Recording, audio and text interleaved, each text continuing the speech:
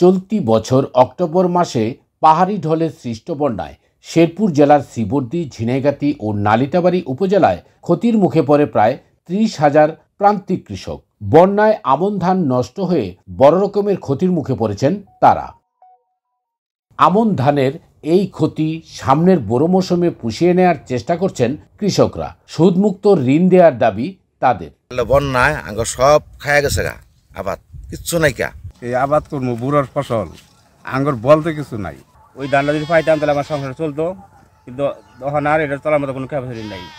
আমরা সরকারে কিছু সহযোগিতা করে তাহলে আমরা বুড়ো আবাদ করতে পারবো। এদিকে বন্যার ক্ষতি পুষিয়ে নিতে প্রণোদনা ও পুনর্বাসন কার্যক্রমের আওতায় বিভিন্ন সবজি বীজ ও কৃষি উপকরণ দেওয়া হয়েছে বলে জানান এই উপপরিচালক। 1,20,000 কৃষককে আমরা বিভিন্ন সবজির বীজ এবং উপকরণ সহায়তা দিচ্ছি।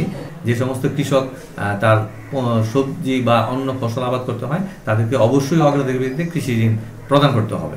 জেলায় বর্তমানে 78,993 জন প্রান্তিক কৃষক রয়েছে। বিপ্লব দেকেটু, বৈশাখী সংবাদ, শেরপুর।